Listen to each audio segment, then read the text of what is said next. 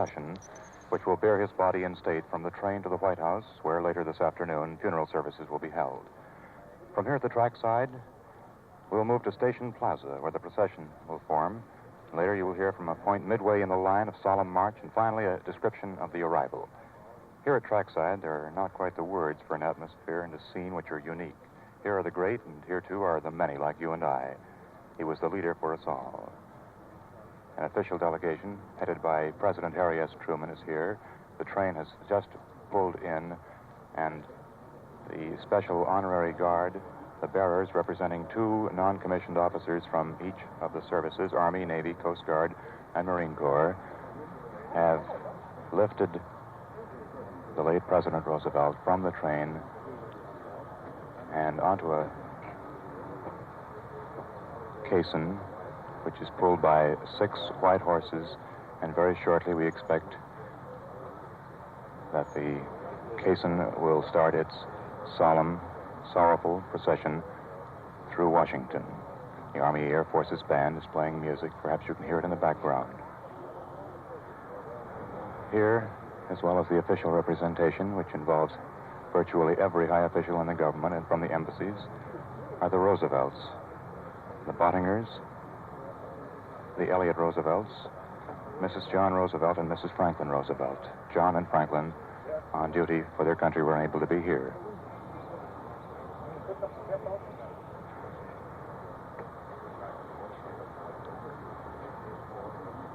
On the way up from Warm Springs in that long, slow trip, I'm told that a plane circled overhead virtually all the way.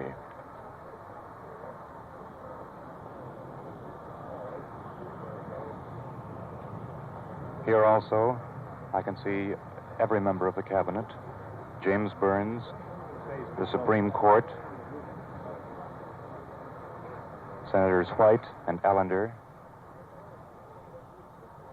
We're going to try to walk out nearer the caissons and therefore nearer the Army Air Forces band. Perhaps you can hear some of the music that they're playing. They're quite a ways in the distance. Crowds are lining Constitution Avenue from here at the trackside to the White House, where this procession ends.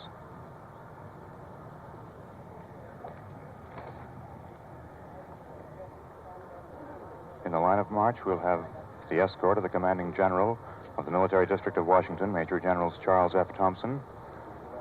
There'll be the United States Marine Corps Band, a squadron of scout cars of the Washington Police, a battalion of the Field Artillery, a battalion of the Army Air Forces and the Army Service Forces, a battalion of Marines, a battalion of Navy Blue Jackets, a battalion of uniformed women drawn from the Waves, the WACs, the Marine Corps Women's Reserve. 10 representatives of the Washington clergy will be in the procession. Following them will be the caisson bearing the casket, which caisson is directly in front of our microphones now. As we said, a team of 6 horses, beautiful steeds, will draw the caisson through Washington, and they're now waiting the order to proceed from the tracks here at Union Station.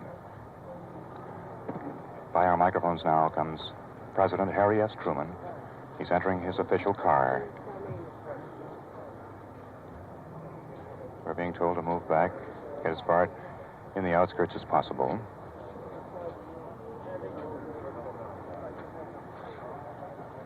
As we were saying a moment or two ago, on this long and sorrowful trip from Warm Springs to Washington, a plane circled overhead all the way. School children turned out. There were hundreds of thousands of people lining the tracks all the way. The Military Guard of Honor guarded the late President Roosevelt all the way up.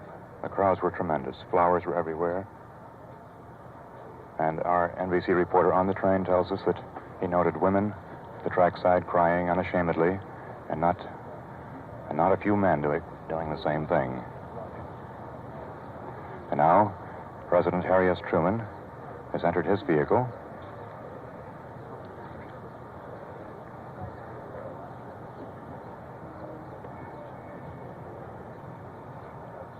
With his military aide.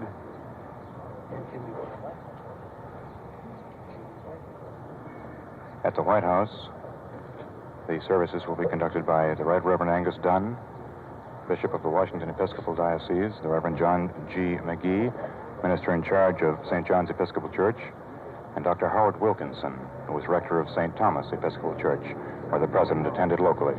Also, Dr. George W. Anthony, rector of St. James Episcopal Church, Hyde Park, where the president had his church membership and was senior ward.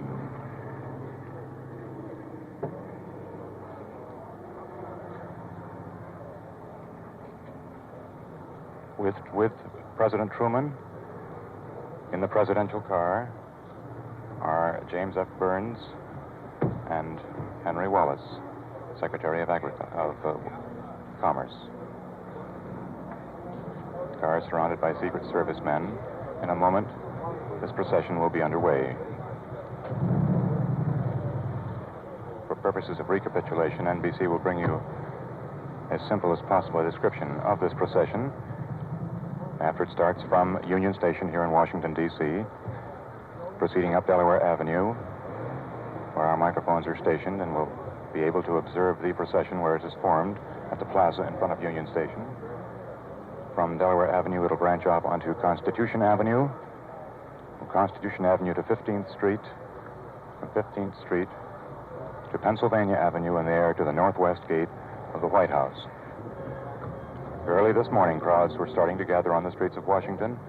5:30 this morning, I saw two spars sitting all alone, waiting very quietly on a bench in Lafayette Park, which is directly across from the White House.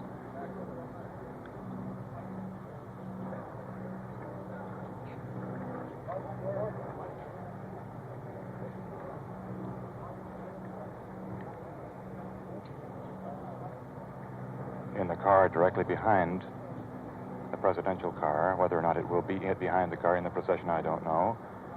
But right now, that car contains Chief Justices Stone and Roberts of the United States Supreme Court.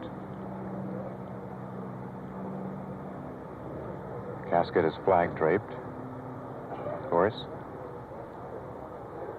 with the bearers standing at attention on either side. The bearers, two soldiers, two men from the Navy, from the Coast Guard, and from the Marine Corps, with the Army Air Forces band just outside the gates here.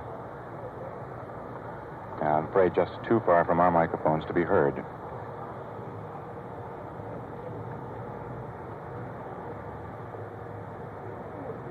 The procession is being lined up here beside the track.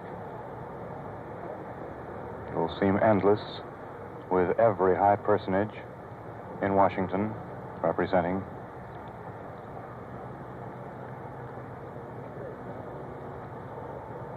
Cabinet and the Supreme Court, I believe, are here in force, as well as the members of the late president's family.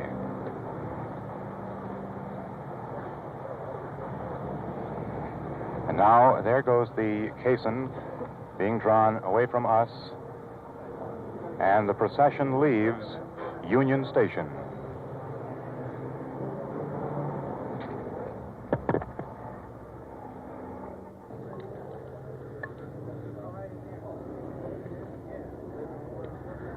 We are standing here in the plaza directly in front of Union Station, the plaza where the statue of Columbus is located.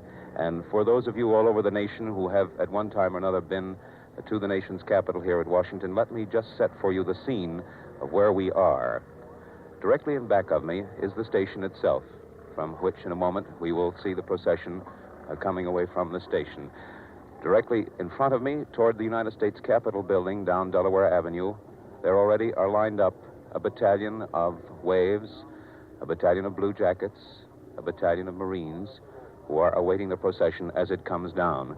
Now, just at this very moment has come the squadron of police cars, the Washington Police, who are leading this procession. They've just come out from Union Station off to my right here, and following them we will see the military general, the military district of Washington, Major General Thompson, will be leading this escort. There's his car. It's just put in an appearance. The squadron cars are now proceeding around the plaza in front of me, in front of the statue, as they move very slowly toward Delaware Avenue, the tree-lined avenue which leads directly to the Capitol some 5 blocks away. The procession, after proceeding down this avenue for about 3 blocks, will turn directly right and move into Constitution Avenue. Has just come into my view the caisson bearing the body of Franklin Delano Roosevelt. As you'll know, it is drawn by 6 gray horses and a lead horse and the Military Guard of Honor. There are 2 non-commissioned officers from each branch of the service, the Army, the Navy, the Marines, and the Coast Guard. Following that, I see of course, our country's flag and the President's colors, the President's flag, the national colors. Directly behind the caisson are the automobiles bearing the many high dignitaries, the diplomatic corps, and of course, directly in back of the caisson is President Harry Truman. And I believe he's been accompanied this morning by Mr. Burns, Mr. James Burns, and as you heard too, Mr. Henry Wallace, Secretary of Commerce. They are in the first car, which is just now passing us. The squadron cars are moving around.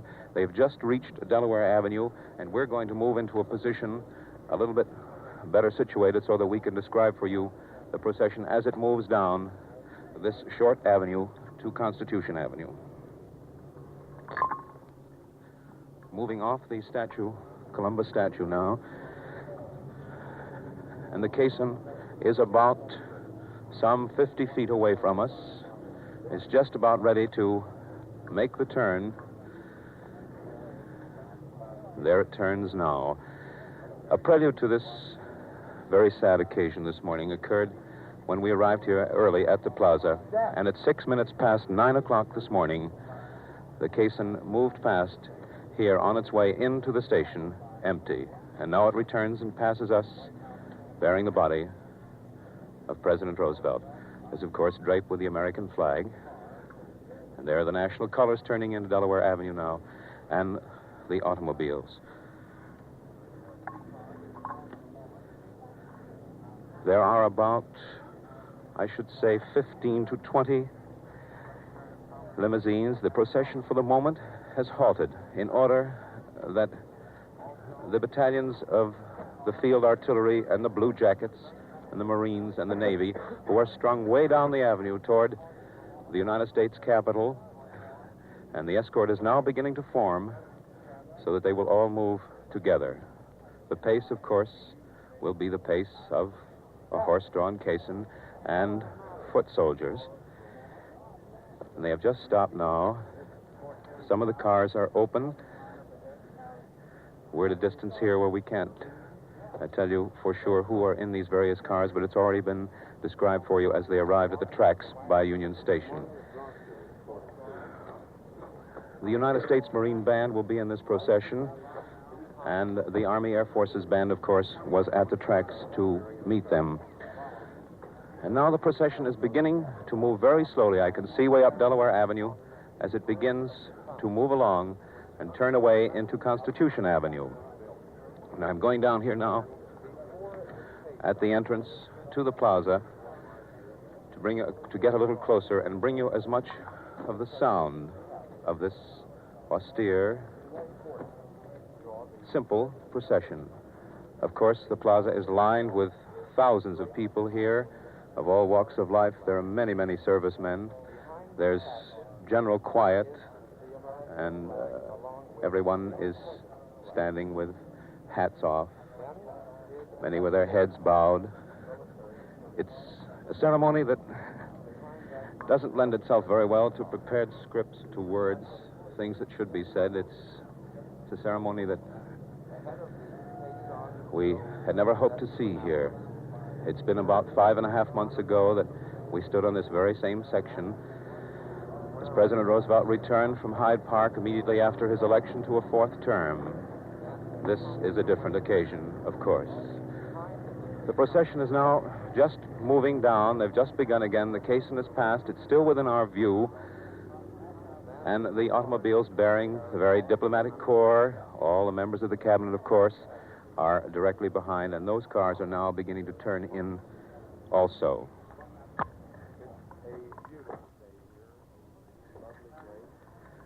We've moved out now onto the main plaza section, and as I mentioned to you a second ago, the caisson is still within our view, although it's rapidly passing out of sight. We can still see the American flag and the president's flag, the national colors, as it moves slowly down Delaware Avenue. This is a tremendous procession, of course. These battalions of the field artillery and of all the branches of the service, and a battalion composed of waves, WACs, and the Women's Marine Corps and spars. We're up here at the start of this procession in front of the plaza, so you can get an idea of how long it is, because from here to the Capitol building is about 5 blocks, and it's been completely lined for the past hour with these various battalions. Way off in the distance now, I can see the Waves, the battalion of Waves, as they move off Delaware Avenue. They're circling and going into Constitution Avenue.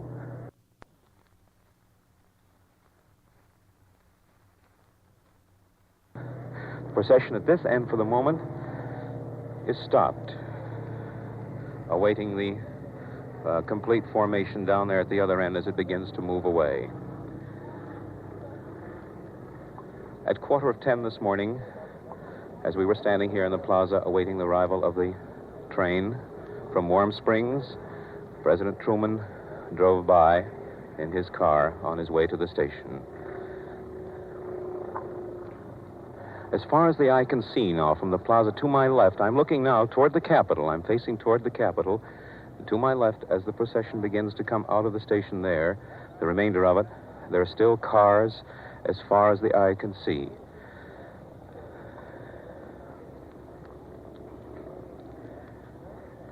The United States Marine Band is apparently far ahead of us there, out of our sight at the moment. We can still see in the distance now but another battalion of Waves, apparently to a battalion of spars, I would gather, because they were in that line of march in front of us earlier this morning.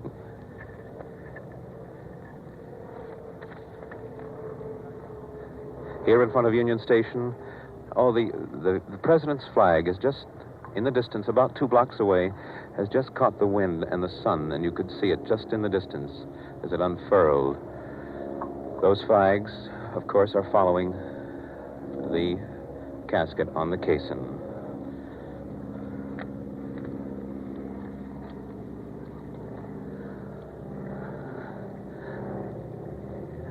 In several of the cars directly in back of the colors, of course, rode the Roosevelt family, Mrs. Roosevelt, Mrs. Bottger, and some of the other members of the Roosevelt family. This procession will undoubtedly take a very good length of time. I should judge perhaps about an hour to pass at any given point. And as we told you earlier in the broadcast, we have another point further up on Constitution Avenue to bring you a description as it passes there, and then eventually on up to the White House as this procession reaches the White House, where, as you know, funeral services will be held at 4 o'clock this afternoon, and then the body of the president will be taken tonight to Hyde Park, where there will be simple burial services tomorrow.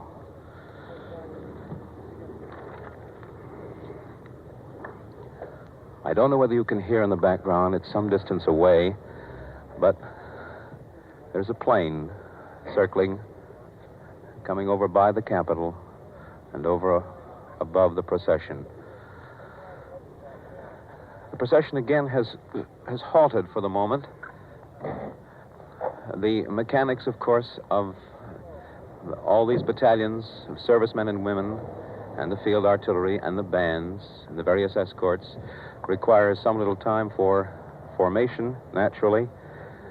And although they have been out here since very early this morning, lining up and preparing, it still takes considerable time to move the procession along through the avenues here. Directly in front of us now, here at the plaza, are still some of the automobiles containing diplomatic corps people. And, of course, all the great men, the leaders, the legislative leaders of our nation. Men like Senator Barkley, of course, are here, and Senate Majority Leader, and, of course, Representative McCormick, the Majority Leader of the House of Representatives. And these cars, I thought they had just begun to move, but apparently they are still, for the moment. There is no action up the avenue.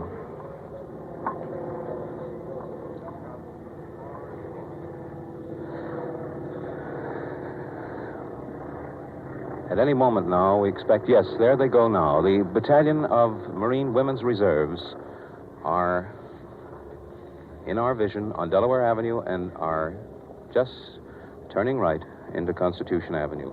And from this point on the station plaza, the procession will go about a 2-mile distance to the White House. And, of course, it will go that distance at the solemn, careful pace of men on foot. Because of the great length, NBC will return to its studios from time to time and bring you music prepared for this occasion. For the moment, from the station plaza, there is no more.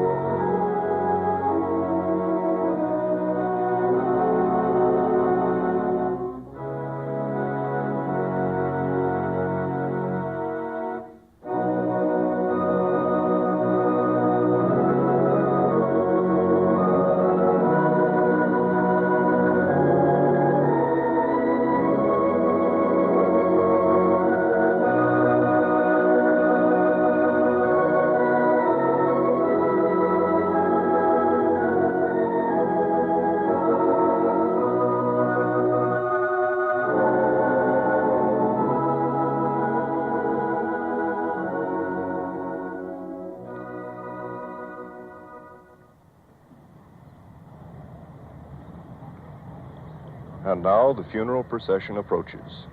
Police escort, the armed services, the caisson.